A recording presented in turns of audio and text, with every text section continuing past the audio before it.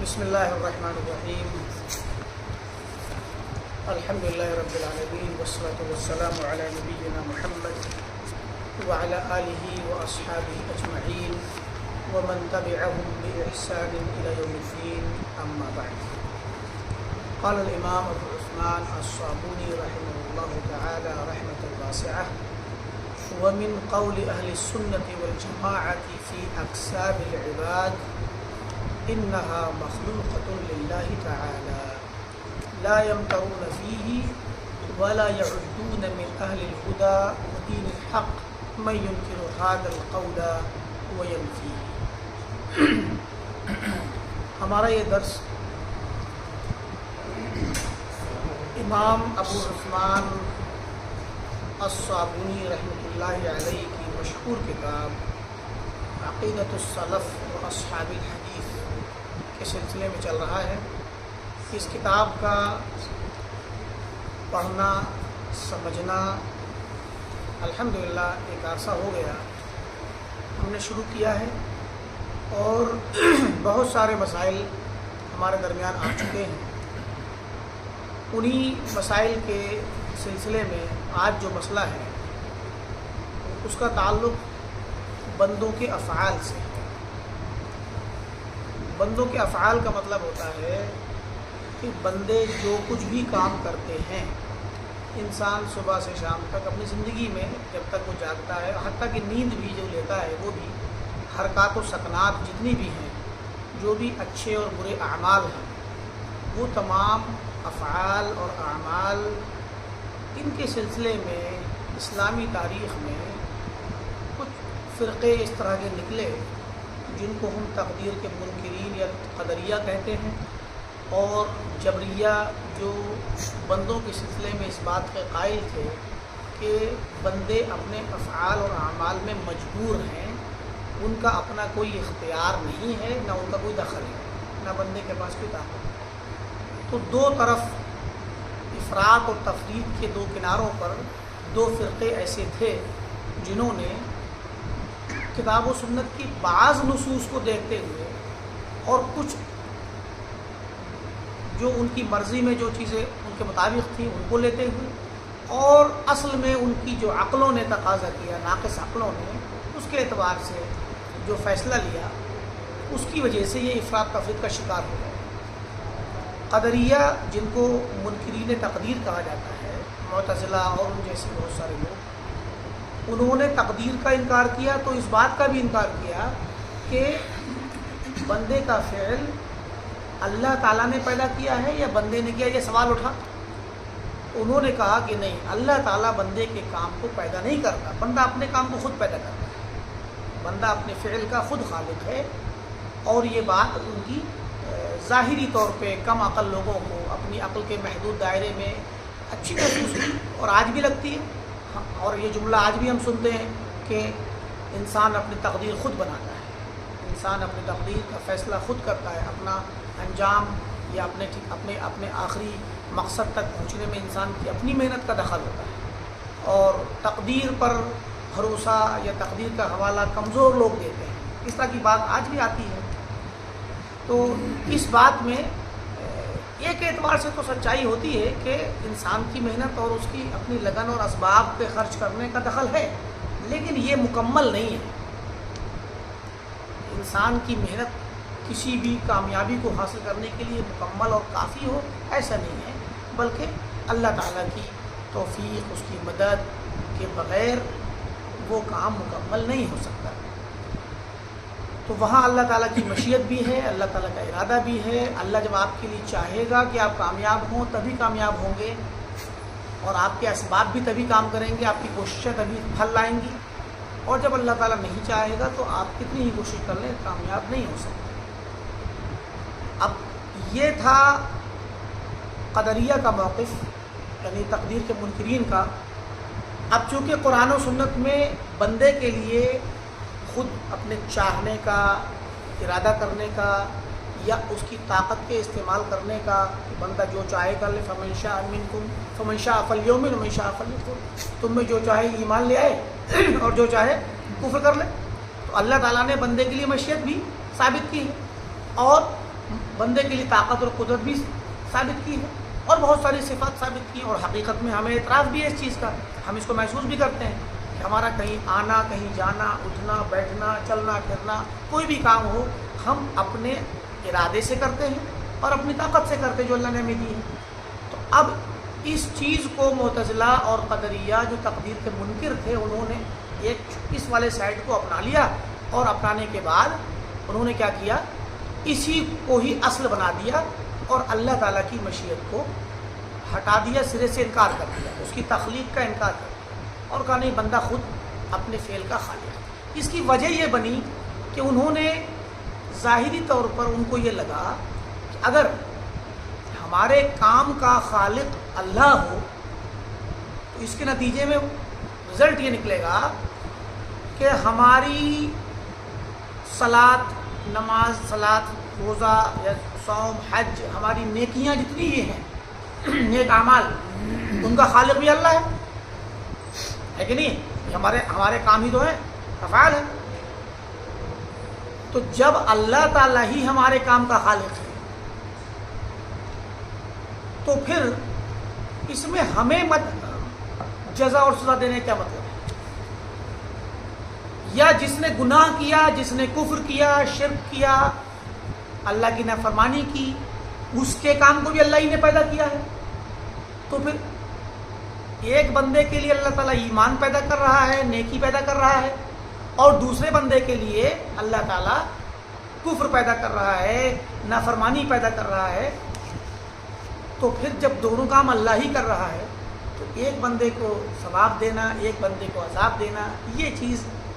الجھٹے میں ڈال دیتی ہے اور پیچیدگی پیدا کر دیتی ہے، اور بظاہر ایسا لگتا ہے کہ یہ پھر اس میں کسی کا کوئی دخل نہیں ہے، بس اللہ کی مرضی چل رہی ہے، جو چاہے کرے، اور بندے کے لیے پھر یہ سوچنا کہ بندہ جو ہے اپنے اعمال کے نتیجے میں نیکی کے نتیجے میں جنت یا برائی کے نتیجے میں جہنم، پر ایسا نہیں ہے، یہ تو پہلے سے اللہ نے فیصلہ کر دیا اور تقدیر ہی سب کچھ ہے۔ تو گویا جبریت کا میننگ نکلتا ہے کہ بندہ مجبور ہے، بندے کا کیا دخل ہے اس میں، بندے کا کوئی دخل نہیں، بلکہ اللہ تعالیٰ نے اس سے نیکی کروا دی، چاہا تو اسی نے، پیدا بھی اسی نے کیا، وہ اس نے چاہا کبھی تو اس سے نیکی کروائی اور دوسرے سے برائی کروائی، گناہ کروایا،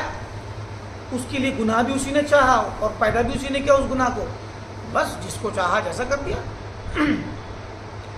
اس معنی میں جو خرابی محسوس ہو رہی ہے، اسی خرابی سے بھاگنے کے لیے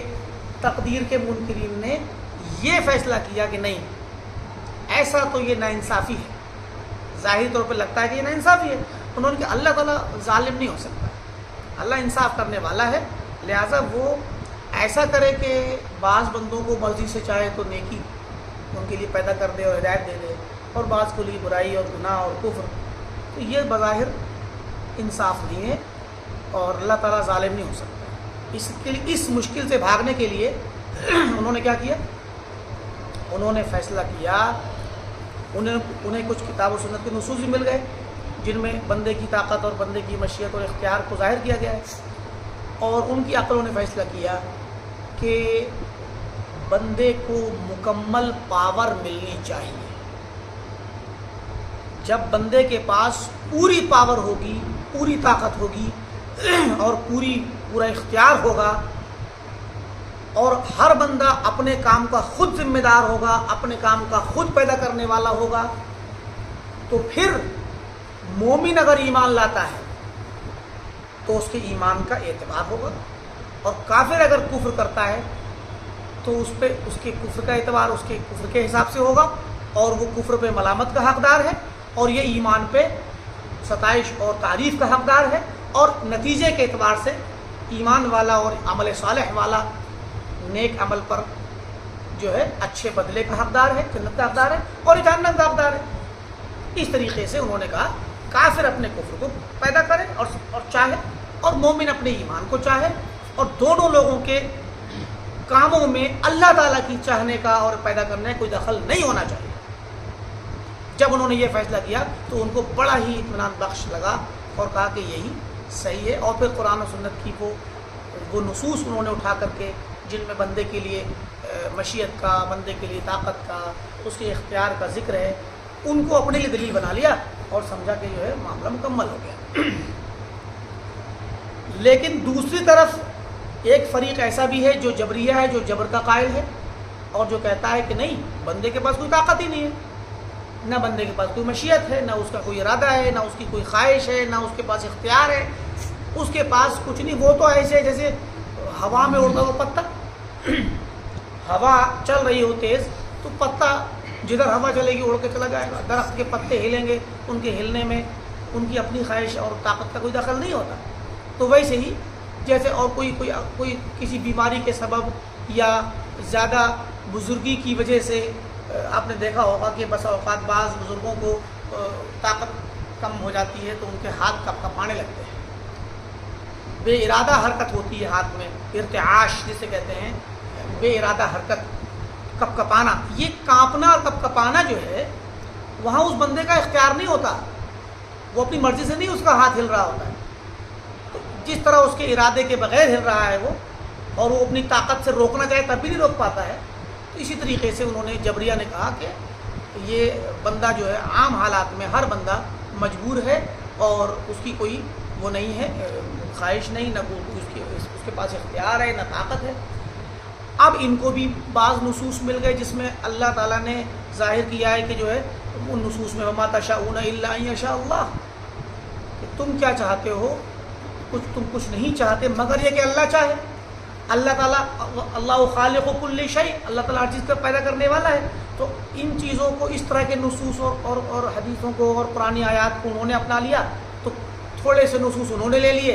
اور انہوں نے اپنے موقف کو ظاہر کر دیا کہ بھئی قرآن نے تو کہا ہے کہ اللہ تعالیٰ ہی چاہتا ہے، قرآن نے تو کہا ہے کہ اللہ تعالیٰ ہر چیز کا خالق ہے۔ اس طریقے سے انہوں نے دو فریق بن گئے اور انہوں نے اللہ تعالیٰ کے حق میں اس طرح کا فیصلہ کیا اور اپنا اعتقاد رکھا اور بندوں کے متعلق یہ فیصلہ دیا۔ ایک فریق نے کہا کہ بندہ اپنے فعل کا مکمل ذمہ دار ہے، مکمل با اختیار ہے اور اپنے کام کو وہ خود بناتا ہے، اللہ تعالیٰ کا کوئی دخل نہیں۔ دوسرے فریق نے کہا کہ سب کچھ اللہ ہی کرتا ہے اور کرواتا ہے، بندے کا کوئی دخل نہیں، بلکہ گناہ کرنا یا کفر کرنا، یہ کام کرنے کے بعد بندے کو گنہگار یا کافر یا دوسرے لفظوں میں دوسرے والے معنی میں یا مطلب یہ نیکی کرنے پر نیکوکار کہنا یا ایمان لانے پر مومن کہنا، توحید پر موحد کہنا، یہ جو بندے کی طرف نسبت کی جاتی ہے یہ حقیقی نسبت نہیں بلکہ مجازی ہے۔ بندے کو کہہ دیتے ہیں یوں ہی کہ اس نے کفر کیا، ورنہ اس نے کفر کیا نہیں ہے، یا اس نے گناہ کیا اس نے کیا نہیں ہے، وہ تو اللہ ہی نہیں کرایا، اس کے پاس کوئی طاقت بھی نہیں ہے، اس کے پاس کوئی اختیار ارادہ بھی نہیں۔ یہ ہیں جبریہ، جن میں سب سے سر فہرست جہمیہ کا فرقہ تھا، جہم بن صفوان، اور ان کے ساتھ بہت سارے لوگ بعد میں ملتے چلے گئے۔ تو مراد یہ ہے کہ ان دو فریقوں کے درمیان اہل سنت والجماعت کا مذہب ہے، اہل الحدیث کا مذہب، سلف صالحین کا مذہب، ان کا عقیدہ اور منہج کہ اللہ تعالی ہمارے تمام کاموں کا خالق ہے۔ جس طرح جبریہ نے کہا کہ اللہ ہی خالق ہے، اللہ ہی چاہنے والا ہے، بلا شبہ اللہ تعالیٰ چاہنے والا ہے، تمام افعال کو پیدا کرنے والا وہی ہے، لیکن جبریہ کے طریقے پر نہیں، جس میں انہوں نے بندے کی طاقت کا انکار کیا، بندے کی مشیت کا انکار کیا، بلکہ جس طرح تقدیر کے منکرین نے بندے کی مشیت کو حاوی کر دیا، ثابت کر دیا، غالب کر دیا، تو ان کے طریقے پہ نہیں بلکہ مختصر طور پہ یہ کہ بندے کے پاس بھی طاقت ہے، بندے کے پاس بھی مشیت اور اختیار اور ارادہ ہے، اور اللہ بھی بندے کے فعل کو پیدا کرتا ہے، اللہ بھی بندے کے فعل کو چاہتا ہے، تو گویا دونوں چیزوں کو ملا کے چلنا ہے تبھی جا کر کے حق سامنے آئے گا۔ اب اس چیز کی باریکی کو ساتھ میں نبھا لینا بہرحال بسا اوقات ایک عام بندے کے لیے ممکن نہیں ہوتا یا مشکل ہوتا ہے سمجھنا کہ ہم بھی چاہ رہے ہیں ایک کام کو، اللہ بھی چاہ رہا ہے، اور ہم بھی ہمارے پاس بھی کچھ نہ کچھ طاقت ہے، اللہ تعالیٰ کی بھی طاقت ہے، تو یہ چیزیں بسا اوقات تھوڑی سی مبہم ہو جاتی ہیں، پیچیدہ ہو جاتی ہیں۔ مختصر میں اتنا جانیں کہ ہم اللہ کی مخلوق ہیں ہمیں اللہ نے پیدا کیا، اس بات کو ہر کوئی جانتا ہے۔ کائنات بھی اللہ کی مخلوق ہے، کائنات کو اللہ نے بنایا، ٹھیک۔ پہلی چیز یہ ہے کہ یہ کائنات اللہ تعالیٰ کی ہے، اس کائنات میں مرضی اللہ کی چلے گی، ارادہ اللہ کا چلے گا۔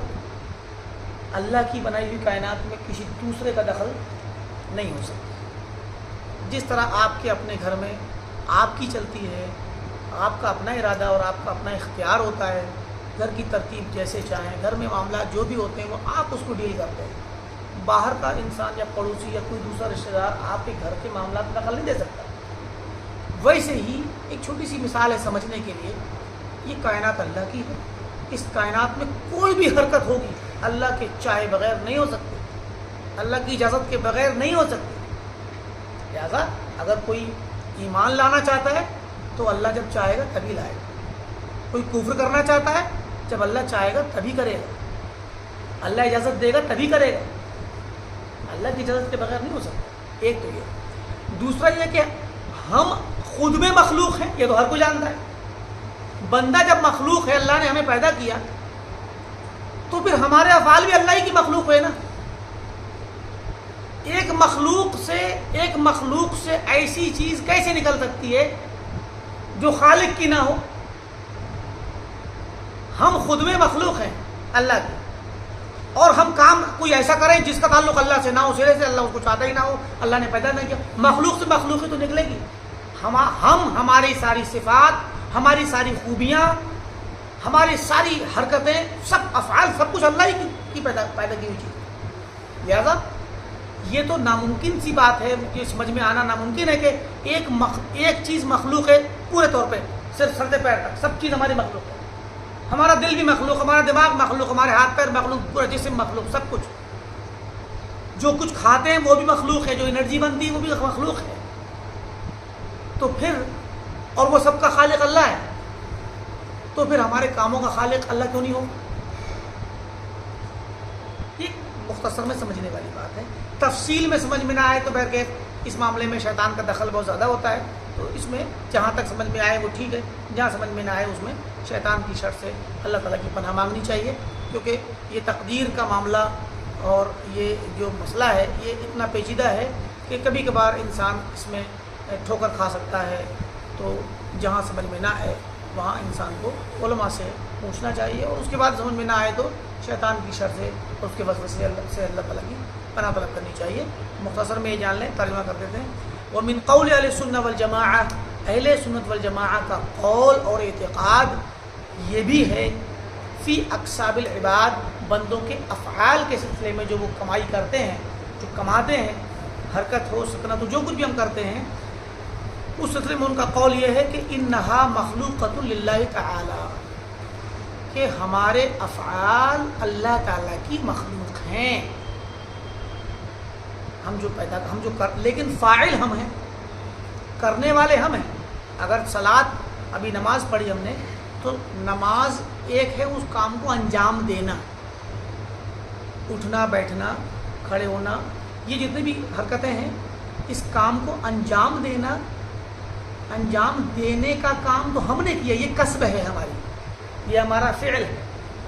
اور اسی کی وجہ سے ہم فاعل قرار پاتے ہیں۔ صلاۃ کی وجہ سے صلاۃ ادا کرنے والے مصلی کہلاتے ہیں، روزہ رکھنے پہ روزے دار یا صوم رکھنے پہ صائم کہلاتے ہیں، کیونکہ ہم نے اس کام کو انجام دیا ہے۔ تو فاعل تو ہم ہیں، اس کے ادا کرنے والے ہم ہیں، لیکن اس کام کو پیدا اللہ نے کیا ہے۔ اس کو پیدا، اگر اللہ پیدا نہ کرے تو نہیں ہوگا یہ کام، سمجھے کہ نہیں؟ تو اس کو پیدا اللہ نے کیا، لیکن انجام کس نے دیا؟ ہم نے دیا۔ تو اللہ تعالیٰ فاعل نہیں ہے بلکہ خالق ہے، ہمیں پیدا کیا، ہمارے سارے کاموں کو اللہ نے پیدا کیا، لیکن اپنے کام کو انجام ہم دیتے ہیں، اس کے فاعل ہم ہیں، ادا کرنے والے۔ اگر کوئی انسان مان لیجیے کسی کو قتل کر دیتا ہے، تو قاتل وہ شخص ہے جس نے قتل کیا، کسی بھی ہتھیار سے کیا ہو، قتل کرنے والا وہ بندہ کہلائے گا جس نے کیا، لیکن اس قتل کو پیدا اللہ نے کیا ہے۔ اگر اللہ پیدا نہ کرے تو وہ ظاہر ہی نہیں ہوگا، وہ کام عمل میں آئے گا ہی نہیں، سمجھے کہ نہیں؟ لہذا بندے کو جو سزا ملتی ہے یا انعام ملتا ہے، وہ صرف فعل کرنے پہ ہے، پیدا کرنے پہ نہیں۔ کام کے ادا کرنے پر ہمیں اجر ملتا ہے یا گناہ ملتا ہے۔ کام کو پیدا کرنا ہمارا کام، ہمارا کوئی ہم سے مطلب ہی نہیں کام کے پیدا کرنے کا۔ جیسے ہم نے خود کو پیدا نہیں کیا تو ہم تو اعتراض نہیں کرتے یا ہمیں مشکل نہیں لگتی، تو ہم نے اپنے فعل کو پیدا نہیں کیا، لیکن فعل کو ادا ضرور کیا ہے، ہم نے اس کو نبھایا ضرور ہے، انجام ضرور دیا ہے۔ تو انجام دینے پر ہی سزا ہے یا انعام ہے، ثواب ہے یا عذاب ہے۔ باقی مسئلے کو اگر سمجھ میں نہ بھی آئے تو کوئی حرج کی بات نہیں ہے، لیکن اعتقاد ہمیں یہ رکھنا ہے کہ جیسے ہم مخلوق ہیں ویسے ہمارے سارے افعال مخلوق ہیں، ہماری ساری صفات مخلوق ہیں، ساری خوبیاں، ساری اچھائیاں، ساری برائیاں ہماری اللہ کی ہی مخلوق ہیں۔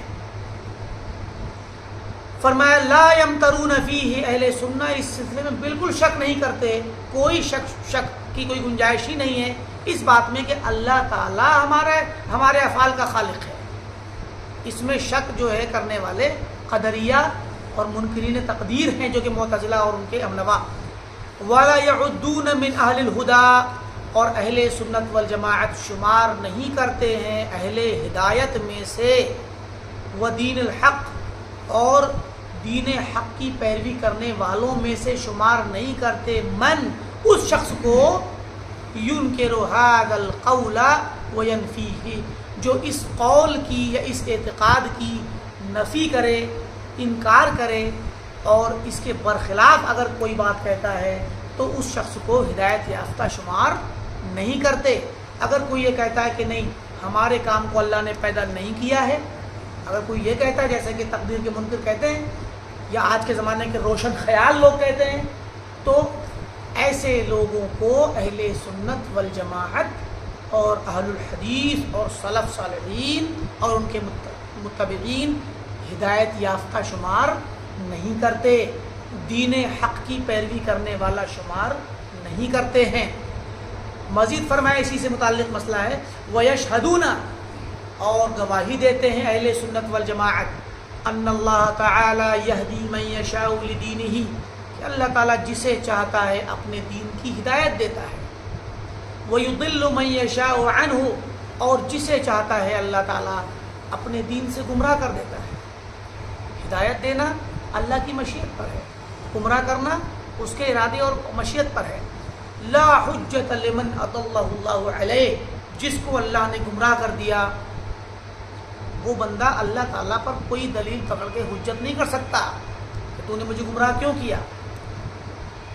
ولا عذر له لدیہ، اور نہ ہی ایسے بندے کا کوئی عذر ہے جو اللہ کے یہاں قبول ہو، گرچہ اللہ ہی نے چاہا ہے،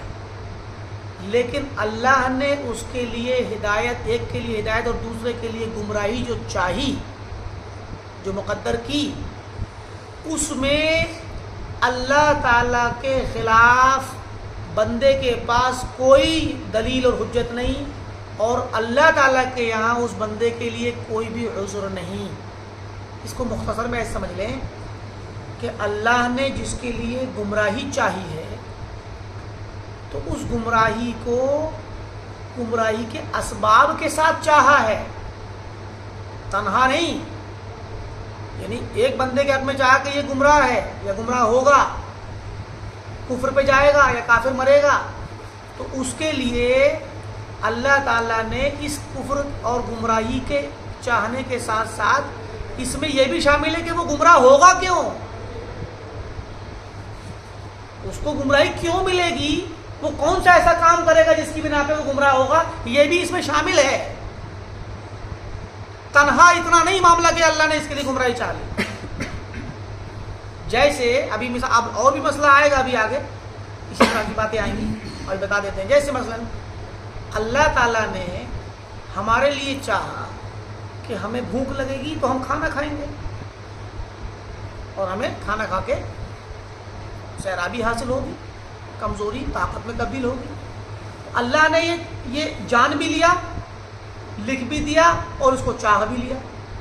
کہ اس بندے کو میں رزق دوں گا کھانے کے لیے۔ تو جو رزق اللہ ہمیں دے گا اس نے چاہا ہے رزق دینا،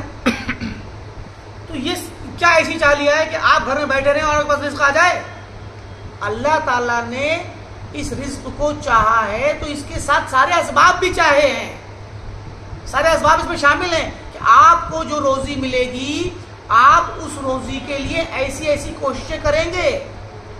یہ اس میں شامل ہے، اس لکھنے میں، اس جاننے میں، اس چاہنے میں اللہ تعالیٰ کے۔ تو اس کے بعد جو مقدار مقرر کی اللہ نے روزی کی کہ اتنی روزی ملے گی، تو وہ روزی ان اسباب کے ساتھ ملے گی، یہ اللہ کی مشیت میں اور اس کے علم میں اور تقدیر میں شامل ہے۔ اب کوئی سوچ لے کہ نہیں، جو میری تقدیر میں روزی لکھی وہ مجھے ملنی ہے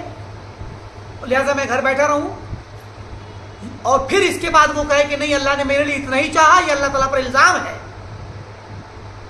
یہ تہمت ہے، یہ افطرا ہے۔ کیونکہ اللہ تعالیٰ نے اس بندے کے لیے دونوں طرح کی چیزیں چاہیے۔ آپ کو تو نہیں پتا، ہمیں نہیں پتا کہ اللہ نے ہمارے لیے کیا چاہا ہے، لیکن اللہ نے یہی چاہ لیا کہ اگر آپ گھر میں بیٹھے رہیں گے اور باہر روزی روٹی تلاش کرنے نہیں جائیں گے تو بھوکے مر سکتے ہیں آپ، یہ بھی اللہ نے چاہ لیا ہے۔ اور یہ بھی چاہا ہوا ہے کہ کوشش کریں گے تو آپ کو اس کا پھل ملے گا، اور جتنی کوشش کریں گے اتنا پھل ملے گا۔ تو ان تمام احتمالات میں سے ہمیں کچھ نہیں پتا کہ اللہ نے کیا چاہا ہے ہمارے لیے، لیکن ہمیں اللہ تعالیٰ سے حسن ظن یہی رکھنا چاہیے کہ اللہ نے ہمارے لیے بہت اچھا چاہا ہے، ایسا ہمیں اچھے کی کوشش کرنی چاہیے، سمجھے کہ نہیں؟ قال اللہ عز وجل، اللہ تعالیٰ نے فرمایا، قل کہہ دیجئے، فللہ الحجۃ البالغہ، اللہ تعالیٰ کے لیے ہی حجت ہے جو کہ تمام کو پہنچی ہوئی، ایسی حجت جو اپنے ہر طرح کی عذروں کو ختم کر کے مکمل انتہا تک پہنچی ہوئی، سارے عذروں کو ختم کرنے والی حجت اللہ تعالیٰ کے پاس ہے، دلیل اللہ کے پاس ہے، اور اصل حجت اسی کے پاس ہے، کسی کے لیے کوئی عذر نہیں۔ فَلَوْ شَاءَ لَهَدَاكُمْ أَجْمَعِينَ، اگر وہ چاہتا تو تم سب کو ہدایت دے دیتا، کائناتی طور پہ اگر وہ چاہ لے کہ سارے بندے مسلمان ہو جائیں، نیک ہو جائیں، مطیع و فرمانبردار ہو جائیں، سب ہو جائیں، لیکن وہ کائناتی طور پہ نہیں چاہتا، شرعی طور پہ چاہتا ہے کہ سب بندے ایمان لائیں، لیکن کائناتی طور پہ نہیں چاہتا کہ کائنات میں ایسا حادثہ ہو، لہذا جن کے لیے چاہتا ہے ان کو ہدایت دے دیتا ہے، اور وہ ہدایت پا جاتے ہیں، اس کے لیے ان کے پاس اسباب بھی ہوتے ہیں، کبھی اللہ کا انعام بھی ہوتا ہے، اور جن کے لیے نہیں چاہتا ہدایت دینا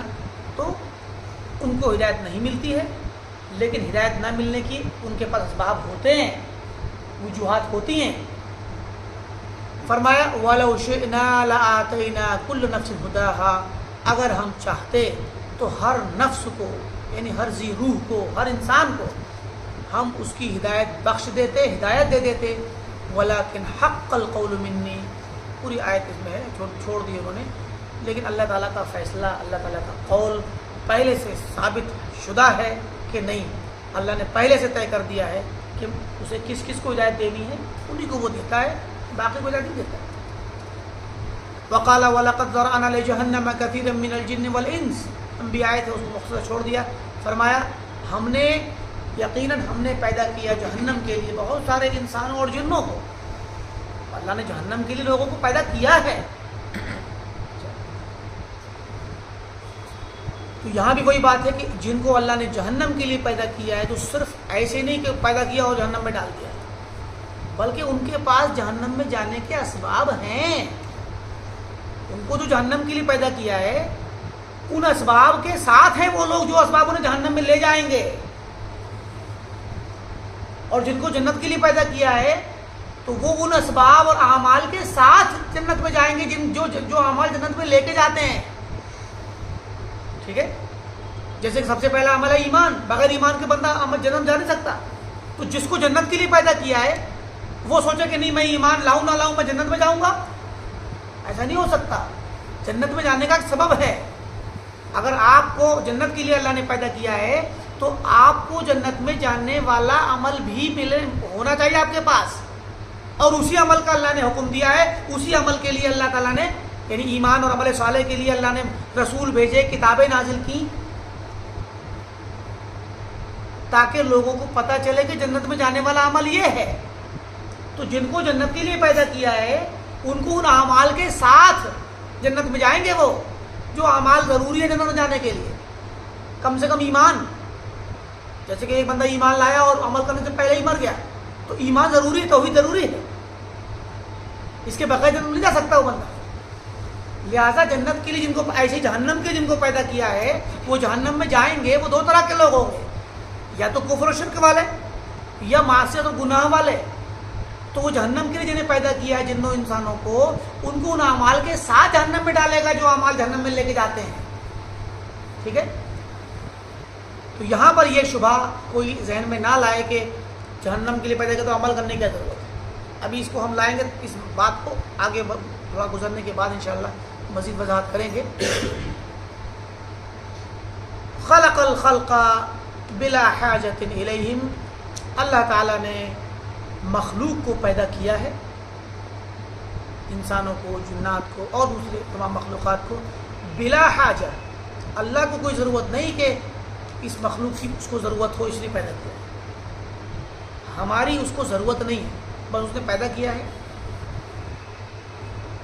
اس کی حکمتیں ہیں۔ فجعلہم فریقین، اور مخلوق کو اللہ نے دو حصوں میں بانٹا ہے، فریقا للنعیم فضلا، ایک فریق اور ایک گروہ نعمت کے لیے، جنت کے لیے، اس کے انعام و اکرام کے لیے اس نے پیدا کیا ہے، فضلا، یہ اس کا فضل ہے، وفریقا للجحیم عدلا، اور ایک فریق کو پیدا کیا ہے جہنم کے لیے، جحیم کے لیے، یہ اس کا عدل ہے، انصاف ہے یہ اس کا،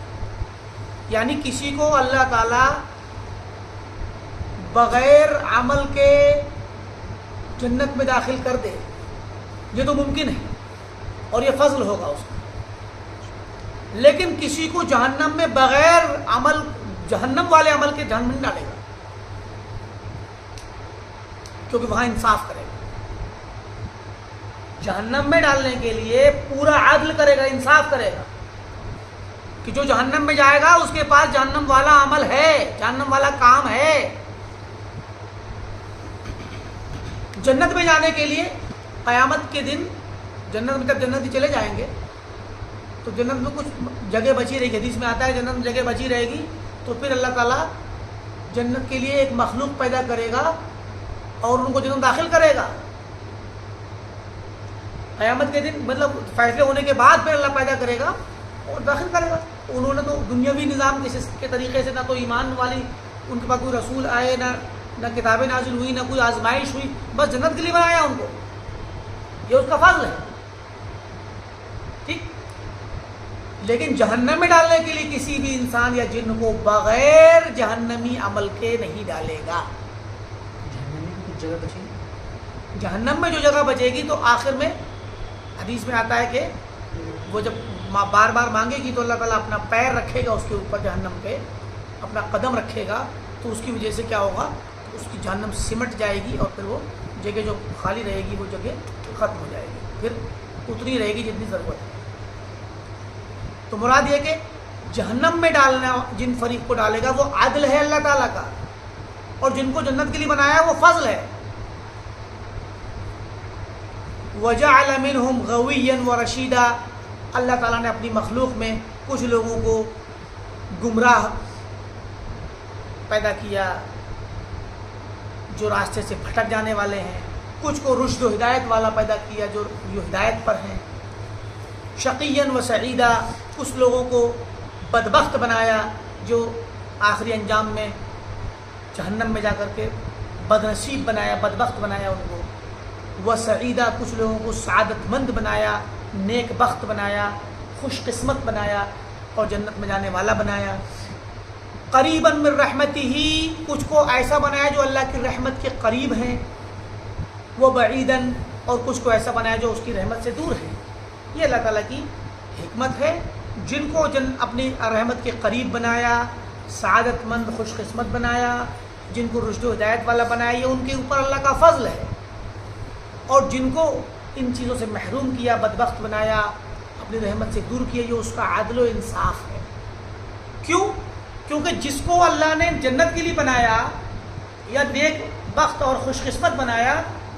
اس کا کوئی حق نہیں تھا کہ اس کو اللہ تعالیٰ حق دے دیا کہ ہاں تمہارا حق تھا تو دے دیا، یا جس کو جہنم کے لیے بنایا اور بدبخت بنایا، گمراہ بنایا،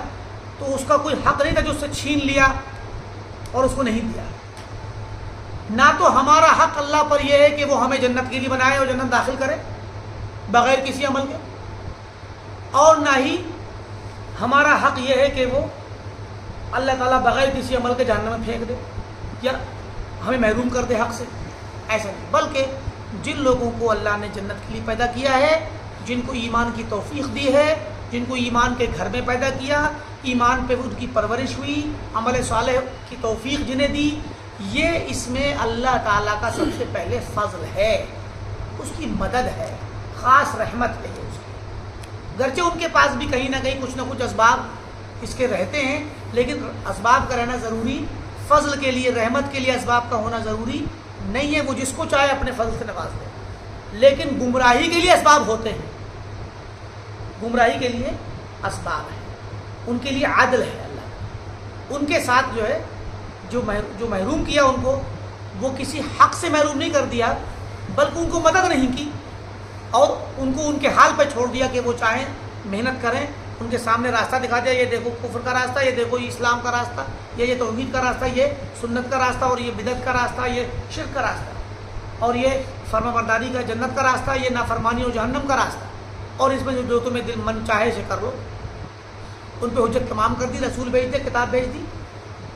اور ان کو سمجھا دیا، اور کہا کہ ان کو عقل بھی دے دی، سوجھ بوجھ دے دی، اور بتا دیا کہ تمہارے سامنے اختیار ہے، جو اچھا والا راستہ ہے وہ اپناؤ گے جنت میں جاؤ گے، جو برا راستہ اپناؤ گے وہ جہنم میں جاؤ گے. اب وہ جو اپنائیں گے اس کے مطابق ان کے ساتھ معاملہ کرے گا، یہ اس کا عدل ہے. لیکن جن کو نواز دیا ہدایت سے، یہ اس کا فضل ہے. فرمایا لا یسأل عما یفعل وهم یسألون. اللہ تعالیٰ کس کے لیے فضل کرے گا، کس کے لیے عدل کرے گا، یہ اس کا اپنا فیصلہ ہے. اس میں کسی سے کوئی سوال نہیں کر سکتا. اس سے اللہ تعالیٰ سے سوال نہیں کیا جاتا جو کچھ بھی وہ کرتا ہے کہ تو نے کیوں کیا ایسا. تو کس بندے کو وہ فضل کرے گا؟ حبشہ کے کالے بلال پر اللہ تعالیٰ فضل کر دیتا ہے اور وہ ایمان لے آتا ہے. اور قریش کا ابو لہب جو نبی آخر الزمان کا چچا ہے، اس پر فضل نہیں کرتا ہے، وہ کفر کرتا ہے. قریش کا ہے اور نبی کا اپنے گھرانے کا، خاندان کا ہے. وہ ابو لہب ہے کہ جس نے نبی کی پیدائش پر اتنی خوشی اور جشن منایا تھا کہ غلام کو آزاد کر دیا. تاریخی روایات میں کہ اس نے اپنی لونڈی کو آزاد کر دیا جس نے خوشخبری دی. تو لیکن اسی ابو لہب کو ہدایت نہیں ملتی. لیکن وہی ایک غلام کالا حبشی، بد شکل، بد رنگ، عام طور پہ انسانی معاشرے میں اس طرح، لیکن اس کو اللہ ہدایت دیتا ہے اور وہ جنت میں جاتا ہے. تو یہ اللہ تعالیٰ کا فضل ہے. وہ جس کو دے، جس کو چاہے. اللہ زیادہ جانتا ہے، بہتر جانتا ہے کہ کون اس کی فضل کا حقدار ہے، کس کو وہ فضل سے نوازے گا، اور کون اس کے فضل کے لائق نہیں ہے کہ اس کو فضل سے نوازے. تو اس کو عدل پہ چھوڑ دیتا ہے،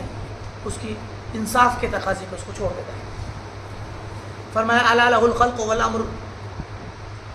کہ جان لو کہ خلق بھی اسی کی، تخلیق بھی اسی کی، امر بھی اسی کا حکم، اسی کا معاملہ، وہ جو چاہے کرے. تبارک اللہ رب العالمین. فرمایا کما بداکم تعودون، جیسے تمہیں شروع میں پیدا کیا تھا ویسے لوٹ آؤ گے آخرت میں. فریقا ہدا و فریقا حق علیہم الضلالہ، کہ کچھ لوگوں کو اللہ نے ہدایت دی اور کچھ لوگوں پر اللہ کی طرف سے ہدایت ثابت ہو گئی اور ان پر غالب آ گئی، اور ہدایت میں وہ گرفتار میں گر گئے، گرفتار ہو گئے. انہم اتخذوا الشیاطین اولیاء، یہ لوگ جو گمراہی میں گرے، نعوذ باللہ. کچھ لوگوں کو اللہ نے ہدایت دی اور کچھ لوگوں پر گمراہی صادق آ گئی، گمراہی ان پر ثابت آ گئی، گمراہی ان پر چھا گئی، گمراہی میں وہ گرفتار ہو گئے. یہ لوگ جو گمراہی میں گرے، جو بھٹک گئے، فرمایا انہوں نے شیطانوں کو اللہ کے علاوہ اپنا ولی بنا لیا، دوست بنا لیا. یہی وجہ ہے جو گمراہی میں پڑے وہ لوگ شیطانوں کے راستے پہ چلے گئے. وَيَحْسَبُونَ أَنَّهُمْ مُهْتَدُونَ، اور وہ خود میں یہ سمجھتے کہ ہم ہدایت یافتہ ہیں، جبکہ وہ شیطان کے راستے پہ چل رہے ہیں.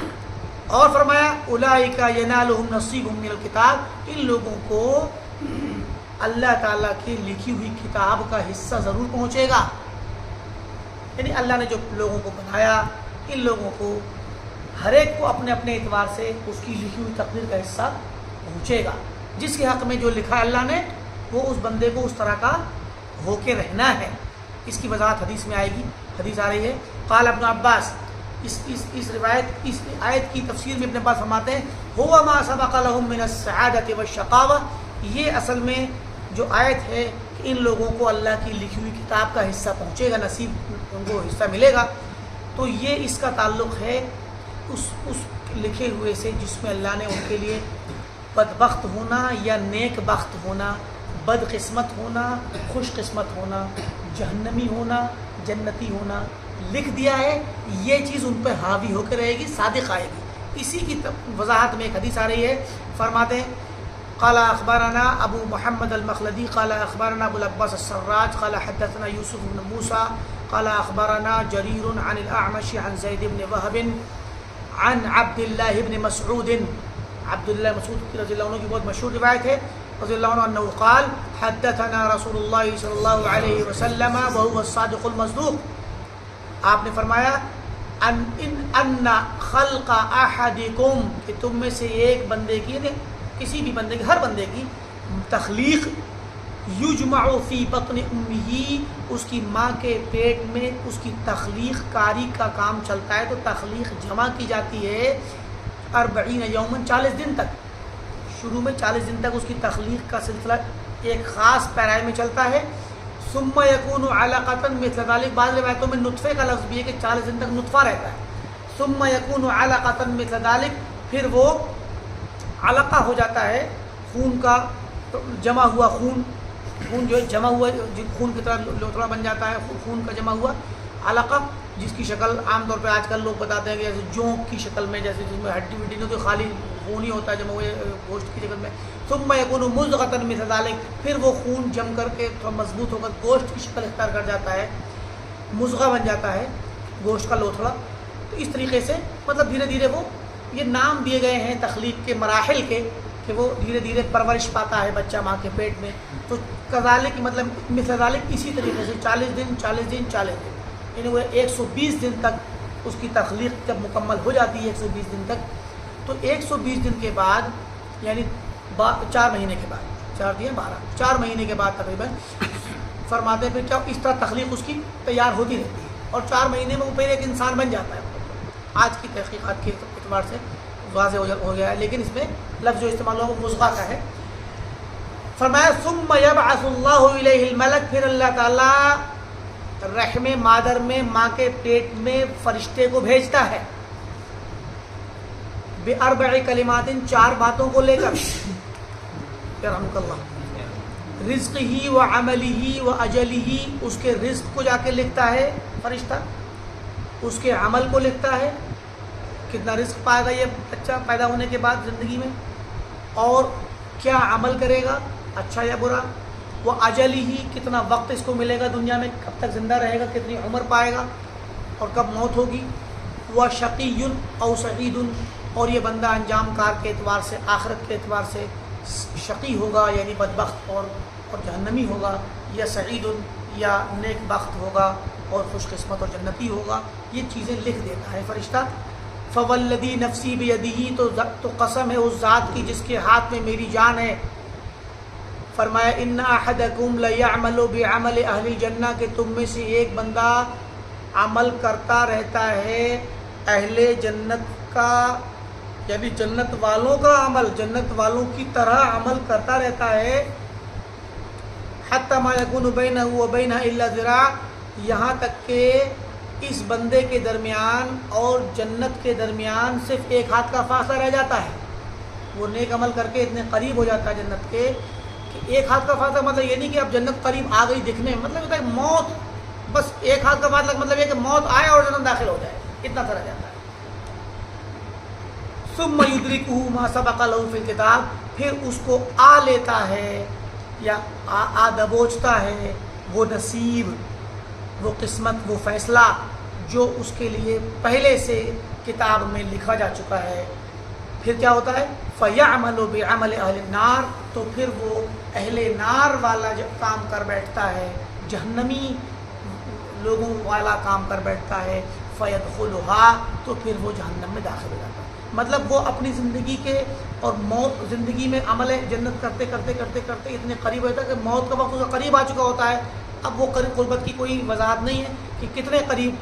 دنوں میں یا گھنٹوں میں یا مہینوں میں یا ہفتوں میں. کچھ وقت ایسا ہوتا ہے کہ اب وہ جنت موت آنے والی ہے اور موت اگر اسی عمل پہ آتا ہے تو جنت میں پہنچے گا, لیکن موت سے پہلے ہوش کی حالت میں, اختیار کی حالت میں, طاقت کی حالت میں وہ جہنم والا عمل کرتا ہے, اس کی تقدیر اس پہ غالب آتی ہے اور پھر وہ کچھ وقت جلد ہی پھر مر جاتا ہے تو وہ جہنم میں داخل ہو جاتا ہے. اور وَإِنَّ أَحَدَكُمْ لَيَعْمَلُ بِعَمَلِ أَهْلِ النَّارِ, اور اس کے برعکس تم میں سے کوئی ایک شخص جہنمی عمل کرتا ہے اور یہاں تک کہ اس کے اور جہنم کے درمیان ایک ہاتھ کا فاصلہ رہ جاتا ہے, یعنی ایک ہاتھ کا فاصلہ یعنی وہی موت قریب آ چکی ہوتی ہے, پھر اس کو اس کی تقدیر آ لیتی ہے, اس کے اوپر غالب آ جاتی ہے. فَيَعْمَلُ بِعَمَلِ أَهْلِ الْجَنَّةِ, پھر وہ جنت والا عمل کر لیتا ہے اور فَيَدْخُلُهَا, تو موت آ جانے کے بعد پھر جنت داخل ہو جاتا ہے. اسی حدیث کی یہ روایت صحیحین کی ہے اور بہت ساری کتابوں میں یہ روایت ہے. اسی حدیث کی دوسری روایتیں جو آئی ہوئی ہیں مزید, اس میں ایک لفظ اور آیا ہے کہ بلکہ ایک اور روایت اسی طرح کی ہے, اس کو پہلے پڑھ دیں پھر بتاتے ہیں. فرماتے ہیں اخبرنا ابو محمد المخلدی قال انبأنا ابو العباس السراج قال حدثنا اسحاق بن ابراہیم الحنظلی وهو ابن راہویہ قال انبأنا عبد الصمد بن عبد الوارث قال حدثنا حماد بن سلمة عن هشام بن عروة عن أبيه عن عائشة رضي الله عنها. حضرت عائشہ رضی اللہ عنہ کی روایت آ رہی ہے ان رسول اللہ صلی اللہ علیہ وسلم قال, پیچھے عبداللہ مسعود کی تھی, یہ عائشہ رضی اللہ عنہ کی ہے کہ آپ نے فرمایا ان الرجل لیعمل عمل اہل الجنہ, کہ ایک آدمی جنت والا کام کر رہا ہوتا ہے. وَإِنَّهُ لَمَكْتُوبٌ فِي الْكِتَابِ, جبکہ لوح محفوظ میں اس کے لیے یہ لکھا ہوا ہے کہ انہ من اہل النار, کہ وہ جہنمی ہے, وہ جنت والا عمل کر رہا ہوتا ہے جبکہ جہنمی اس کے لیے لکھا ہوا ہے. تو کیا ہوتا ہے فَإِذَا كَانَ عِنْدَ مَوْتِهِ, تو جب وہ اپنی موت کے قریب آتا ہے, دیکھیں یہاں پر الفاظ وہ والے آ گئے, ایک ہاتھ کی دوری فاصلے کی وضاحت آ رہی ہے, جب اس کی موت کا وقت قریب آتا ہے تحولا, تو وہ جنت والے عمل سے پلٹ کر کے جہنمی والے عمل پہ آ جاتا ہے. فعمل بعمل اہل النار, پھر وہ اہل نار اور جہنم والا عمل کر بیٹھتا ہے. فمات فدخل النار, تو مر جاتا ہے اور اس کے بعد جہنم میں پہنچ جاتا ہے. وَإِنَّ الرَّجُلَ لَيَعْمَلُ بِعَمَلِ أَهْلِ النَّارِ, اور ایک آدمی جہنم والا عمل کر رہا ہوتا ہے. وَإِنَّهُ لَمَكْتُوبٌ فِي الْكِتَابِ, جبکہ لوح محفوظ میں اس کے لیے لکھا ہے کہ وہ انہ من اہل الجنہ, کہ وہ جنت والا ہے, جنتیوں میں سے ہے. فَإِذَا كَانَ قَبْلَ مَوْتِهِ, تو پھر موت سے کچھ وقت پہلے حالت اختیار میں, حالت ہوش میں وہ کیا کرتا ہے عامل بعمل اہل الجنہ, کہ وہ جنت والا عمل کر بیٹھتا ہے. فماتا, تو وہ مرتا ہے, موت آ جاتی ہے اس کو. فدخل الجنہ, تو پھر وہ جنت میں داخل ہو جاتا ہے. امام احمد نے بھی اس کی روایت کی ہے اور مجموع الزوائد میں بھی اس کی سناد کو امام حیثمی نے اس کو صحیح کہا, اس کے رجال صحیح ہیں. اب آپ دیکھیے یہاں پر یہ جو دونوں روایتیں آئیں ایک دوسرے سے تھوڑی وضاحت ہوگی. یہی روایت جو ابن مسعود رضی اللہ عنہ کی ہے, یہ روایت دوسری کتابوں میں مزید اور دوسری روایتوں میں طرق میں جو آئی ہوئی ہے, اس میں ایک لفظ ہے, صحیحین میں بھی وہ روایت ہے کہ ایک آدمی عمل کرتا ہے جنت والا فیما یبدو للناس, ظاہری طور پہ لوگوں کی نظر میں وہ بندہ جنت والا عمل کر رہا ہوتا ہے, لوگوں کو لگتا ہے کہ جنتی عمل ہے. ایسی دوسرا بندہ بظاہر وہ جہنمی عمل کر رہا ہوتا ہے, لوگوں کی نظر میں کہ تو جہنمی کام, سارا کا سارا کام اس کا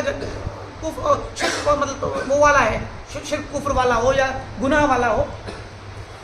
ظاہری طور پر لوگوں کی نظر میں ہوتا ہے. تو اب یہ والا لفظ ذہن میں رکھیے, اس کو سمجھ لیجیے. اب یہاں پر ایک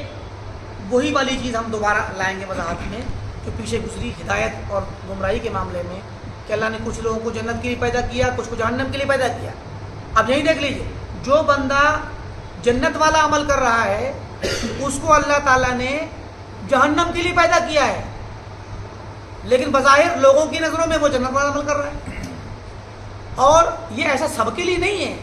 یہ ہر بندے کے لیے نہیں ہے, یہ بعض بندوں کے حق میں ہے. کہ بعض بندے ایسے ہوتے ہیں اور بعض بندے ایسے ہیں کہ جو جہنم والا عمل کر رہے ہیں، ظاہری طور پر لوگوں کی نظروں میں دکھ رہا ہے، لیکن وہ حقیقت میں جنتی ہوں گے اور جنت والا عمل کریں گے موت سے پہلے۔ تو ان کو اللہ نے جنت کے لیے پیدا کیا، ان کو جہنم کے لیے پیدا کیا، ان کو ہدایت کے لیے پیدا کیا، ان کو گمراہی کے لیے پیدا کیا۔ یہ جو چیزیں ہیں اس میں ذہن میں کوئی اشکال نہ آئے، اس کو سمجھانے کے لیے کچھ باتوں کو ذہن میں رکھنا ضروری ہے۔ پہلی چیز یہ کہ جس بندے کو، اب یہ جو الفاظ ہے نا، فیما یبدو للناس، ایک بندہ نیک عمل کر رہا ہے، لوگوں کی نظروں میں نیک ہے وہ، لیکن حقیقت میں نیک نہیں ہے، انجام کے اعتبار سے بھی اور اندر بھی کچھ نہ کچھ مسئلہ ہے اس کے ساتھ۔ یا تو وہ جب لوگوں کے سامنے آتا ہے، ابن قیم رحمہ اللہ نے وضاحت کی، ابن تیمیہ نے وضاحت کی، بڑے بڑے علماء نے اس کی وضاحت کی ہے کہ یا تو وہ کیا کرتا ہے، آپ کے ہمارے سامنے رہے گا تو بڑا نیک ہے، لیکن جب تنہائی میں جائے گا تو پھر وہ گناہ کرے گا۔ ایک تو یہ شکل ہے کہ لوگوں کی نظروں میں تو وہ ہمیشہ اچھا کام کرتا ہے، لیکن جہاں لوگوں کی نظریں نہیں ہیں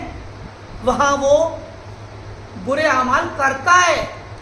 اور وہی برے اعمال پھر لوگوں کے سامنے آ جاتے ہیں، آخر میں پھر اس کا انجام اسی پر ہی پہنچ کر ختم ہوتا ہے اور وہ جہنمی ہو جاتا ہے۔ ایک شکل تو یہ ہے اس حدیث میں جو جس بندے کے حق میں یہ بات آ رہی ہے اس کے لیے۔ دوسری چیز یہ ہے کہ ٹھیک ہے وہ چھپ کر کے برے عمل نہیں کرتا،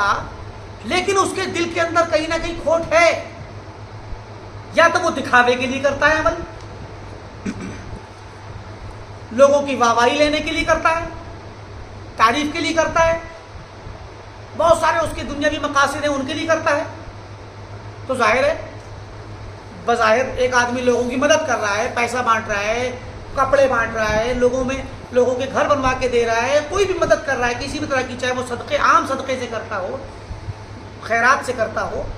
زکوٰۃ تو مسئلہ الگ ہے، لیکن صدقہ خیرات جو ہے اپنے مال کو خرچ کر رہا ہے ایک انسان، ہر غریب کی، ہر محتاج کی مدد کر دیتا ہے وہ، تو لوگوں کی نظر میں تو اچھا ہوگا ہی وہ، کیونکہ احسان کرتا ہے لوگوں پہ، لوگوں سے سلوک کرتا ہے تو اچھا ہے وہ، لیکن اس کی نیت کا آپ نہیں جانتے، ہم نہیں جانتے۔ تو جس بندے کے متعلق یہ کہا گیا ہے کہ وہ جنت والا عمل کر رہا ہوتا ہے اور آخر میں وہ پھر جہنم والا عمل کر بیٹھتا ہے، اس کے یہاں کھوٹ ہے ضرور، ٹھیک ہے۔ ایک تو یہ، اب جس میں کھوٹ شروع ہی چل رہا ہے، یا تو برے عمل چھپکا کرتا ہے تو پھر ظاہر ہے وہ اس کا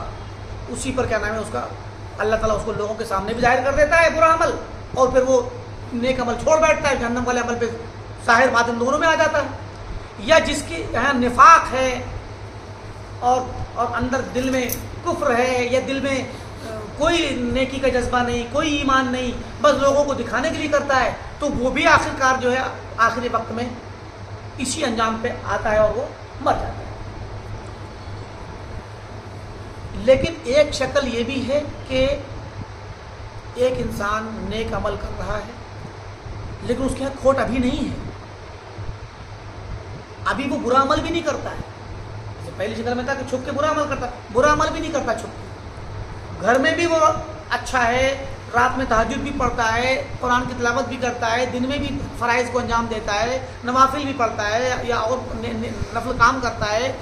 خدمت خلق بھی کرتا ہے، سب کچھ اچھا ہے، اس کی نیت بھی خراب نہیں ہے، سب کچھ ٹھیک ہے، وہ بھی اس میں آتا ہے۔ ایسا نہیں ہے کہ یہ روایت صرف انہی لوگوں کے حق میں ہے کہ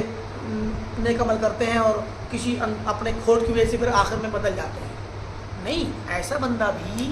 جو پورے طور پہ ظاہر و باطن میں صحیح ہے، سچا ہے، لیکن وہ بھی آخر میں موت سے پہلے جہنم کے راستے پہ چلا جاتا ہے، کیونکہ اس میں کھوٹ یا خرابی طاری ہو جاتی ہے۔ شروع میں تو ٹھیک تھا، بعد میں طاری ہوگی، اس کی وجہ اس کی شکل کیا بنتی ہے؟ شکل یہ بنتی ہے کہ مثلا وہ بندہ اگر اس کے پاس علم نہیں ہے شریعت کا، جہالت میں عبادت کر رہا تھا، تو جہالت اس کو کبھی نہ کبھی لے ڈوبتی ہے. وہ شیطان روزانہ اس کو بہکانے میں لگا ہے. وہ کبھی نہ کبھی شیطان کے بہکاوے میں آ جاتا ہے. کسی ایسے ہتھ کنڈے میں شیطان کے وہ گرفتار ہو جاتا ہے جہاں وہ اس کی عبادت اور اس کی ریاضت یا اس کی ظاہری جو نیکی کی زندگی ہے وہ اس کے کام نہیں آتی, اور اس کی جہالت اس کو نقصان پہنچا دیتی ہے, آگے گمراہ ہو جاتا ہے. ٹھیک, یا اسی جہالت کے نتیجے میں وہ انسان غرور کا شکار ہو جاتا ہے. اپنے طور پہ اغترار بالنفس, اپنے آپ سے دھوکہ کھا جاتا ہے. وہ اپنے آپ کو مومن سمجھنے لگتا ہے. اپنے آپ بعض اوقات آپ نے سنا ہوگا بعض لوگوں, نہیں ہمارے پاس تو بہت علم ہے, ہم تو جانتے ہیں توحید کیا ہے, شرک کیا ہے, اسلام کیا ہے, کفر کیا ہے, سنت کیا ہے, بدعت کیا ہے, نیکی کیا ہے, گمراہی کیا ہے. ہم نہیں گمراہی میں پڑ سکتے, ہم اب نہیں گمراہ ہو سکتے,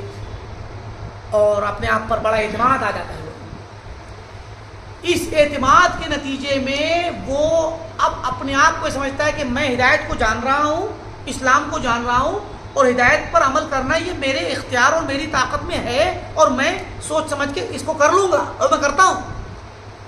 گویا وہ اپنے آپ پر اعتماد کرنے لگتا ہے. اور اہدنا الصراط المستقیم جو دعا سکھلائی گئی ہے کہ اللہ سے ہی ہدایت مانگے, اس اللہ پر اعتماد چھوڑ دیتا ہے, اپنے پہ اعتماد کر لیتا ہے. تو اغترار بالنفس, اغترار بالاعمال, اپنی نیکیوں سے بڑا خوش ہے, اور اپنے آپ کو سمجھتا ہے میں نے تو دل میں, مطلب زبان سے کہے نہ کہے, سوچتا میں نے بہت نیک عمل کر لیا اور میں گمراہ نہیں ہو سکتا. یہ آپ سنیں گے ان جملوں کو ان لوگوں کی زبانی جو کفار سے ملنا جلنا کرتے ہیں, جو ملحدین کے یہاں بیٹھتے ہیں, جو اہل بدعت کے یہاں بیٹھتے ہیں, جو سیکولر لوگوں کے یہاں اور لبرل لوگوں کے یہاں جاتے ہیں, یونیورسٹیوں میں ہوں یا ان پروگراموں میں ہوں جہاں ایسے لوگ ہیں, ان کی محفلوں میں جاتے ہیں. ان جگہ آپ کہیے کہ ارے بھائی ایمان ڈگمگا جائے گا آپ کا, کہتے ارے نہیں بھائی کیسے, کیا ہمیں پتہ نہیں ہے, کیا ہم اتنا نہیں جانتے, کیا ہمیں اتنا ہمیں پتہ ہے, ہم تو گمراہ نہیں ہو سکتے, اب تو ہم جانتے ہیں توحید کیا ہے, سنت کیا ہے, حق کیا ہے, باطل کیا ہے. تو کبھی کبھار ایسے لوگوں میں بعض لوگ ایسے بھی اپنے آپ پر اعتماد کرنے والے نادان ہوتے ہیں, جو پھر یہ سمجھتے ہیں کہ ہم خود ہی حق اور باطل کو سمجھ لیں گے اور اس پر عمل کر لیں گے, اور اللہ تعالیٰ سے مدد طلب کرنا اور برائی کے راستوں سے بچنا. شریعت نے برائی کے راستوں کے قریب جانے سے منع کیا ہے. اہل سنت نے, اہل علم نے اہل بدعت کے پاس بیٹھنے اٹھنے بیٹھنے سے منع اسی لیے کیا ہے کہ وہ شبہ چھوڑ دیں گے اور ہماری آخرت تباہ ہو جائے گی. ایسے لوگوں کے ساتھ اٹھنا بیٹھنا, ایسے لوگوں کی تقریریں سننا, ایسے لوگوں کی کتابیں پڑھنا, ان کی لیکچر سننا جو اہل باطل ہیں یا جو اہل بدعت ہیں, جو لبرل یا سیکولر ہیں, یا جو دین بیزار لوگ ہیں, ملحد لوگ ہیں, کفار ہیں, مشرکین ہیں, ان کے علماء ائمہ اور ان کے جو پریچر ہیں ان کی تبلیغیں سننا, ان کی دعوتوں کے پروگرام سننا, ان میں شریک ہونا, یہ ایک صاحب ایمان کے لیے خطرے کی گھنٹی ہوتی ہے. کبھی کبھار شیطان اس کو بہکا سکتا ہے اور وہ شاید اس میں بہک جائے. تو یہ بہت سی اس کی توجیحات ہیں کہ وہ اس میں کسی بھی وجہ سے وہ بہک سکتا ہے. یہ جنت والا عمل کرنے والے شخص کے بارے میں. رہی بات جو جہنم کا عمل کرتا ہے تو وہ تو اس کے لیے کچھ بھی نہ ہو تو یہ بھی کہ اللہ تعالیٰ اس کو محض اپنے فضل سے ہدایت سے نواز دے تو ہدایت پہ آ جائے. تو یہ تقدیر والا معاملہ اور بندوں کے اعمال کا جو مسئلہ ہے وہ یہی ہے کہ بندے جو کچھ بھی اعمال کرتے ہیں وہ اللہ کی تخلیق ہیں, اللہ نے ان کو پیدا کیا ہے, اور اللہ تعالیٰ نے جن کو جنت کے لیے پیدا کیا ہے, نیکی کے لیے پیدا کیا ہے, وہ ان پر اللہ کا فضل ہے. اور جن کے بارے میں اللہ نے یہ لکھ دیا ہے اور جان لیا ہے کہ جنتی ہوں گے, جنت کے لیے بنایا ہے, تو ان کو ان کے اعمال ان اعمال اور اسباب کے ساتھ بنایا ہے اور جانا ہے جو اسباب اس کو جنت میں لے جاتے ہیں. کوئی انسان یہ نہ کہے, اس حدیث کو سن کر لوگوں میں سوال پیدا ہوتا ہے کہ جب اللہ نے فیصلہ پہلے سے کر دیا ہے تو پھر عمل کرنے کی کیا ضرورت ہے. تو اس کے جواب میں ہم یہ کہیں گے, پہلی بات تو یہی کہ اللہ نے جو فیصلہ کیا ہے وہ ان کے اسباب کے ساتھ کیا ہے. مثلا دوسری ایک اور مثال لے لیجئے. ایک انسان ہے, اس کے پاس اس کو اللہ تعالیٰ نے لکھ دیا ہے کہ یہ صاحب اولاد ہوگا, اس کو اولاد نصیب ہوگی, باپ بنے گا, اس کو بچے ملیں گے. بیٹا بیٹی یا دونوں؟ تو اللہ نے ہمارے لیے آپ کے لیے لکھ دیا ہے کہ آپ کو اولاد ملے گی۔ پہلے نمبر یہ کہ اللہ نے جانا ہے اس چیز کو، اس کا علم ہے، وہ جانتا ہے کہ آپ کو اولاد ملے گی، اس علم کو اس نے لکھ دیا ہے، اور وہی وقت جب آئے گا تو اس کا ارادہ بھی کرے گا جس وقت میں اللہ نے اولاد دینی ہے، اور پھر اولاد کے ہونے کا جو کام، آپ کا جو کام جو ہے وہ اس کو پیدا بھی، اولاد کو پیدا بھی اللہ ہی کرے گا۔ ٹھیک بات واضح ہے۔ اب اگر کوئی انسان ہم میں سے یہ کہے کہ بھائی میری تقدیر میں اللہ نے اگر اولاد لکھی تو مجھے ملے گی، ہر حال میں ملے گی، بات تو صحیح ہے، لیکن وہ اس کے اسباب اختیار نہ کرے، وہ اس نے تو شادی ہی نہ کرے، تو کیا آپ کے لیے اللہ نے اولاد لکھی ہے تو کیا بغیر شادی کے لکھی ہے؟ شادی کے ساتھ لکھی ہے نا۔ اچھا اتفاق شادی ہو گئی، بس اوقات کوئی عورت ایسی ہوتی ہے وہ پانچ ہوتی ہے، اس سے آپ کو اولاد نہیں ہوتی، لیکن آپ اگر دوسری شادی کرتے ہیں تو آپ کو اولاد ہو جاتی ہے، یا کسی بیوی سے بیٹیاں ہو رہی ہیں، اتفاق سے آپ اگر دوسری شادی کر لیتے ہیں آپ کو بیٹے بھی ہو جاتے ہیں۔ ایسا دونوں طرف، کسی سے بیٹے ہو رہے ہیں، لڑکی نہیں ہو رہی ہے، انسان دوسری شادی کرتا ہے تو اس سے لڑکیاں ہو جاتی ہیں۔ مراد یہ کہ اب اگر ایک شادی کی اس سے بچے ہی نہیں ہو رہے سرے سے، اب کوئی یہ کہے کہ نہیں میری قسمت میں اگر اولاد ہے تو اسی سے ہوگی، یہ غلط بات ہے۔ اللہ تعالیٰ نے آپ کے لیے اولاد جو لکھی ہے اس اولاد کے اسباب کے ساتھ لکھی ہے، اور اولاد کے اسباب یہ ہوتے ہیں کہ آپ اور آپ کی بیوی دونوں اولاد کے لیے جو ضرورت ہے دونوں کے پاس سارے اسباب مہیا ہوں، سارے اسباب کامل ہوں۔ تو اگر بیوی کے اندر خلل پیدا ہو رہا ہے یا ظاہری خلل کچھ بھی نہیں ہے لیکن پھر بھی نہیں ہو رہے ہیں، تو پھر آپ کو دوسرے اسباب تلاش کرنے چاہیے، تبھی نہ فیصلہ ہوگا۔ آپ نے دوسری کر لی پھر بھی نہیں ہوئے، تیسری کر لی پھر بھی نہیں ہوئے، چوتھی کر لی پھر بھی نہیں ہوئے، اب آپ کہہ سکتے ہیں کہ میری قسمت میں اب اولاد نہیں۔ کیوں؟ کیونکہ اب آپ کو اللہ تعالیٰ نے اللہ نے جو نظام بنایا تھا اس نظام کے آپ نے جب مکمل کوشش کر لی اور آپ کے اندر ظاہری طور پہ کوئی کمی خامی نہیں ہے، آپ کی بیویوں میں کوئی کمی خامی نہیں ہے، تو پھر ایسی صورت میں اب آپ یہ کہیں گے یا کہہ سکتے ہیں کہ نہیں اللہ نے میری قسمت میں اولاد نہیں رکھی۔ لیکن جب تک آپ کی قسمت میں اولاد کا آپ کو ایک شوشہ ہے کہ ہو سکتا ہے میری قسمت میں ہو، تو پھر آپ اگر بغیر اسباب کے ہی بیٹھے رہیں کہ مجھے اولاد ہو جائے گی، تو یہ اللہ تعالیٰ پر، اللہ تعالیٰ کی تقدیر پر یہ الزام اور افتراء ہے، بہتان ہے یہ۔ مزید اس میں یہ بھی ہے کہ مثلا شادی کر لی آدمی جو ہے وہ شادی کرنے کے بعد اولاد حاصل کرنے کی کوشش ہی نہیں کرتا ہے تو بھی اولاد نہیں ہوگی۔ تو یہ جو اسباب ہیں، سب سے پہلا سبب ہے شادی کرنا، بیوی لانا، اور پھر اس کے بعد ہے بیوی اور شوہر مل کے اللہ تعالیٰ سے دعا کر کے کوشش کریں اولاد کی۔ تو یہ جو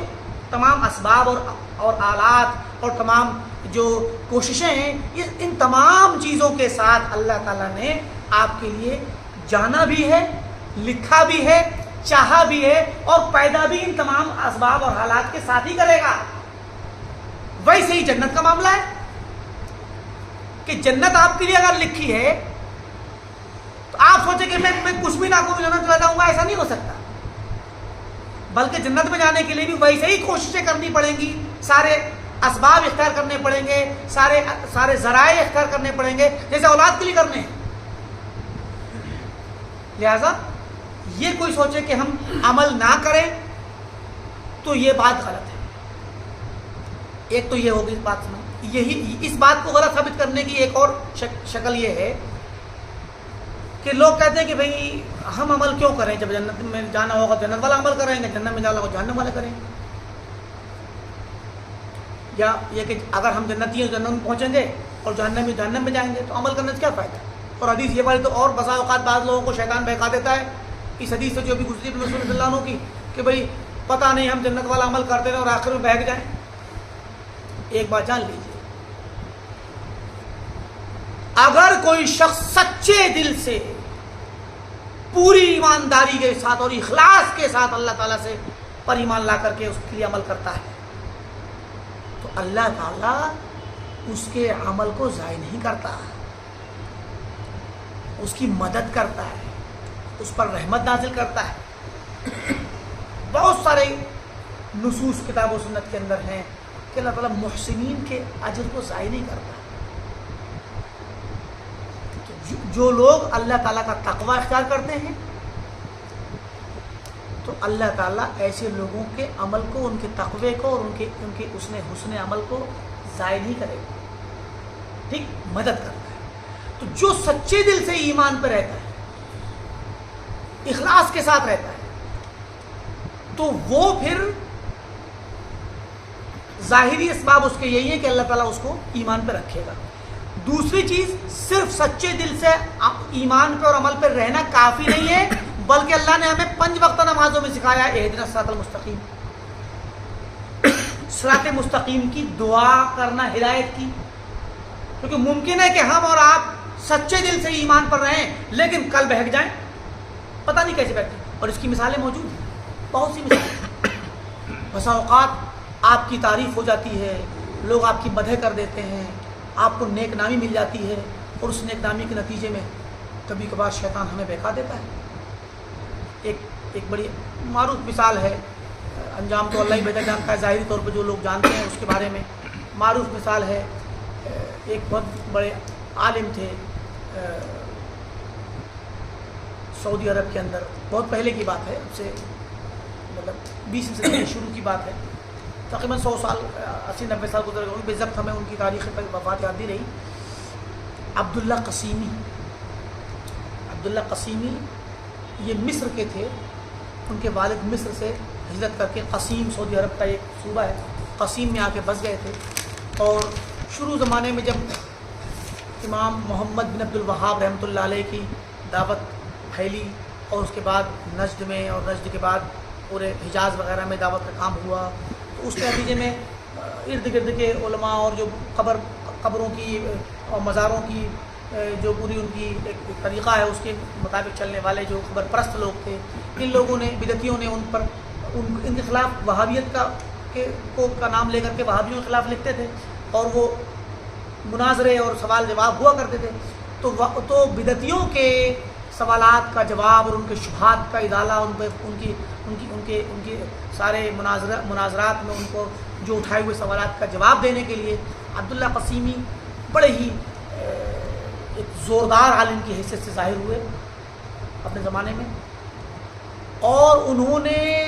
ایک کتاب لکھی، کتابیں تو چھوٹے چھوٹے سالے بہت لکھی، ایک کتاب لکھی الصراع بین الاسلام والوثنیہ، یعنی اسلام اور بت پرستی کے درمیان کشمکش. تو بت پرستی سے مراد وہاں پہ یہی قبروں کی عبادت، کیونکہ سعودی میں بھی وہاں ہوتی تھی. تو یہ سب ان لوگوں کے شبہات کا جو جواب انہوں نے دیا، اس سے بھی زیادہ موٹی 2 جلدیں ہیں، بہت بڑی ضخیم کتاب ہے. وہ کتاب جب چھپ کر کے منظر عام پر آئی تو لوگ اس زمانے کے علماء بہت خوش ہوئے، اور جو اہل توحید علماء تھے بہت زیادہ انہوں نے تعریفیں کی، اس کتاب پہ تقریریں لکھی، مقدمے لکھے. اس زمانے کے امام حرم نے، مکہ کے امام نے ایک جملہ لکھا، کہا کہ عبداللہ قسیمی نے یہ کتاب لکھ کر کے جنت کا مہر ادا کر دیا. یعنی دوسرے لفظوں میں ہم کہیں اپنی زبان میں کہ جنت کا ٹکٹ خرید لیا، اب انہیں جنت میں جانے سے کوئی روک نہیں سکتا. اس طرح کی تعریفی الفاظ تھے، حسن ظن کے طور پہ انہوں نے کہے تھے، لیکن انجام اللہ تعالیٰ بہتر جانتا ہے. اب ان کا کیا ہوا، وہ کسی وجہ سے مصر گئے سفر کرنے، اپنے خاندانی باپ داداؤں کا خاندان تو مصر ہی میں تھا. مصر گئے، اور جانے کے بعد اس زمانے میں کمیونزم کا انقلاب آیا ہوا تھا رشیا کا، اور وہاں سب جگہ ان ملکوں میں بھی کمیونسٹ انقلاب کی لہریں بہت زیادہ اس مطلب 20ویں صدی کے شروع کے دور میں بہت زیادہ. 1917 میں تو انقلاب آیا تھا نا، تو 20 صدی میں درمیان 20 صدی کے اندر بہت زیادہ سن 60 کے زمانے میں مصر اس میں بہت زیادہ تحریکیں چل رہی تھیں اشتراکی اور کمیونزم کی. تو کمیونزم کے انقلاب میں جب وہ وہاں پہنچے تو وہاں پہنچنے کے بعد انہوں نے جو کتابیں وہاں پر پڑھی اور ان کو سمجھا، اور اس کے بعد اب کیا ہوا، یہ جو تعریفیں ہوئیں، ان تعریفوں کے نتیجے میں ان کو شاید دل میں کچھ پیدا ہو گیا، اعتماد آ گیا اپنے آپ پر بہت زیادہ، اللہ بہتر جانے. مصر جانے کے بعد پھر وہ قسیم لوٹ کے ہی نہیں آئے اور کمیونسٹ ہو گئے. کمیونسٹ کسے کہتے ہیں؟ ملحد کو. دین بیزار، دین کا دشمن،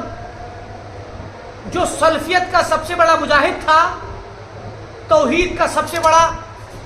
جانباز سپاہی تھا، اور جس کو لوگ بڑے بڑے تمغے دے رہے تھے،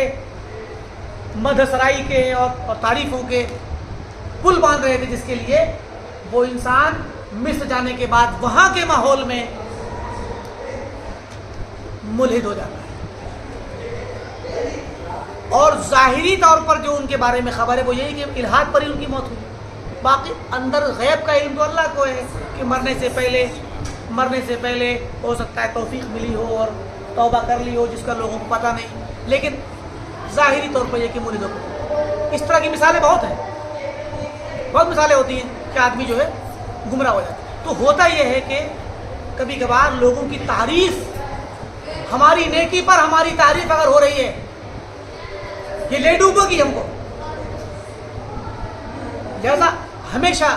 ایسے وقت میں اللہ تعالیٰ سے دعا کرنی چاہیے، اللہم اغفر لی ما لا یعلمون، اللہ یہ لوگ نہیں جانتے میں کیسا ہوں، لہذا تو مجھے بخش دے ان چیزوں کو جو یہ لوگ نہیں جانتے، واجعل لی خیرا مما یظنون،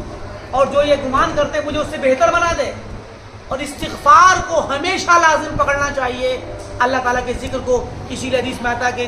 کان نبی صلی اللہ علیہ وسلم یذکر اللہ علی کل احیانہ، کہ اللہ کے نبی صلی اللہ علیہ وسلم ہر وقت اللہ کا ذکر کرتے تھے، اور استغفار تو آپ 100 سے زیادہ مرتبہ کرتے تھے۔ لہٰذا اللہ تعالیٰ سے دعا ہے کہ اللہ تعالیٰ ہمیں دین پر قائم و دائم رکھے، جب تک دنیا میں رہیں توحید اور ایمان پر رہیں، تو ہمارا خاتمہ ہو تو توحید پر ہو، لا الہ الا اللہ پر ہو، ایمان پر ہو۔ وآخر دعوانا الحمدللہ رب العالمین، والسلام علیکم ورحمۃ اللہ وبرکاتہ۔